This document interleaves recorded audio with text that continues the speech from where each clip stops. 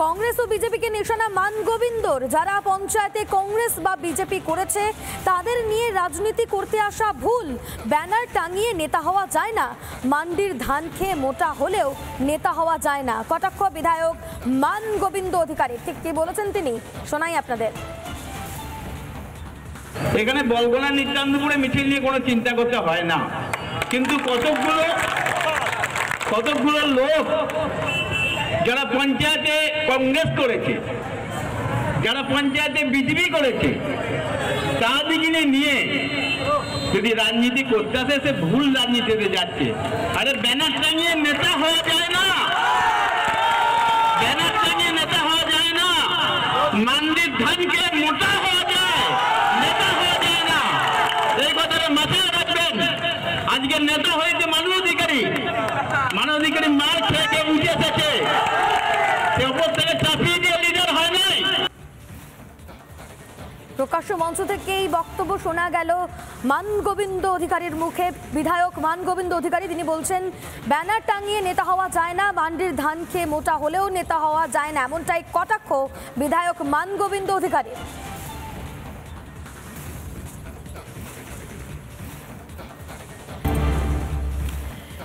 পুলিশের চাকরিতে স্বজন পোষণ, সরকারি চাকরিতে স্বজন পোষণ এবং তা মানলেন তৃণমূল বিধায়ক। পরীক্ষা না দিয়ে পুলিশের চাকরি, ঘরের ছেলেরা পুলিশের চাকরি পাচ্ছেন। স্বাধীনতার পর কখনো এমন হয়নি, একেবারে সভায় বললেন শওকত মোল্লা। ঠিক কি বললেন শোনাবো আপনাদেরকে।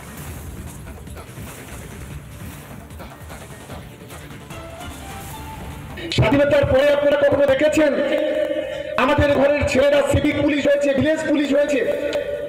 কোন পরীক্ষায় চাকরি, কোন পরীক্ষা না দিয়ে আপনারা চাকরি পেয়েছেন? একেবারে প্রকাশ্য সভা থেকে, কিন্তু সেখান থেকে শওকত মোল্লা তিনিই পরিষ্কার বলছেন যে স্বাধীনতার পরে কখনো কি কেউ কি দেখেছেন যে ঘরের ছেলেরা সিভিক ভলেন্টিয়ার হয়েছে বা ভিলেজ পুলিশ হয়েছে? অর্থাৎ কোথাও কি সরকারি চাকরিতে যে স্বজন পোষণ হচ্ছে তা মানলেন তৃণমূল বিধায়ক। আর এই নিয়ে স্থানীয় বিজেপি নেতৃত্ব কি বলছেন শোনাবো। মমতা ব্যানার্জি তার সরকারকে রাখার জন্যে সিভিককে হাতিয়ার করে, পুলিশকে হাতিয়ার করে চলছে, আমরা বারে বারে বলছি। এবং এই সিভিকরা তাদের জীবনটাই শেষ করে দিল এবং তাদেরকে নিয়োগ করেছে কোনো রকম পরীক্ষা ছাড়া। এবং সেটা শওকত মোল্লা সত্যি কথা বলে ফেলেছেন।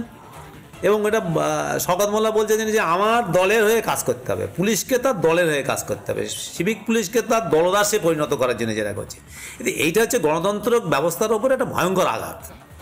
অবশেষে রাজ্য জুড়ে ট্যাব কেলেঙ্কারির কথা কার্যত স্বীকার করলেন মুখ্যমন্ত্রী মমতা বন্দ্যোপাধ্যায়। দুর্নীতির কথা স্বীকার করেই রাজ্য পুলিশের পাশে দাঁড়িয়ে সাফাই দিলেন মুখ্যমন্ত্রী। মহারাষ্ট্র, রাজস্থানের সঙ্গে রাজ্যের পুলিশের তুলনাও টানলেন মুখ্যমন্ত্রী। পাল্টা রাজ্যকেই কড়া ভাষায় কটাক্ষ করল বাম বিজেপি। তরুণের স্বপ্নে দুর্নীতির ভাইরাস। রাজ্য জুড়ে একের পর এক পড়ুয়ার ট্যাবের টাকা চুরি, পড়ুয়াদের প্রাপ্য টাকা চলে যাচ্ছে প্রতারকদের কাছে। তাতে ঘুম উড়ে যায় নবান্নের। কিভাবে ট্যাবের টাকা ভুয়া অ্যাকাউন্টে চলে যাচ্ছিল? দুর্নীতির ভাইরাসকে ধরতে ঘাম ছোটে গোয়েন্দাদের। অবশেষে সাফল্য। ট্যাব কেলেঙ্কারিতে জেলায় জেলায় অভিযান পর্ব চালিয়ে এখনো পর্যন্ত 11 জনকে গ্রেফতার করেছে পুলিশ। 11 জনকে অ্যারেস্ট করেছি বললাম, তার মধ্যে 3 জন অ্যারেস্ট হয়েছেন গত 24 ঘন্টায় পূর্ব মেদিনীপুর জেলায়।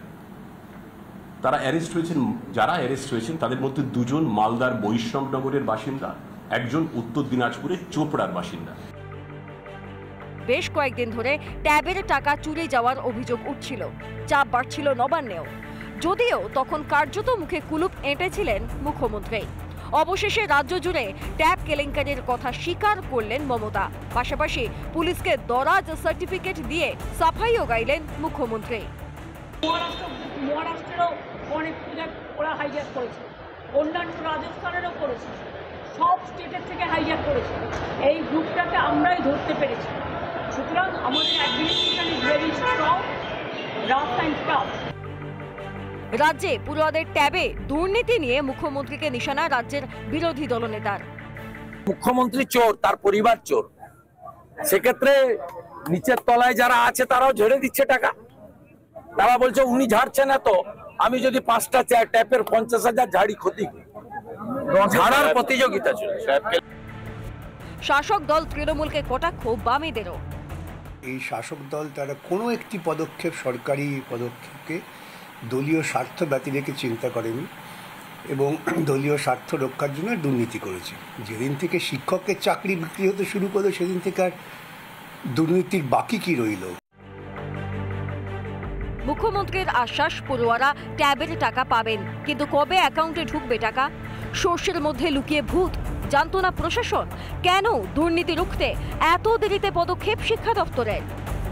রিপাবলিক বাংলা। নানা ধরনের কন্টেন্ট দেখার জন্য লাইক করুন, শেয়ার করুন আমাদের ফেসবুক পেজ, সাবস্ক্রাইব করুন আমাদের ইউটিউব চ্যানেল। পাশাপাশি অন্যান্য ব্রেকিং নিউজের জন্য অবশ্যই চোখ রাখুন রিপাবলিক বাংলায়।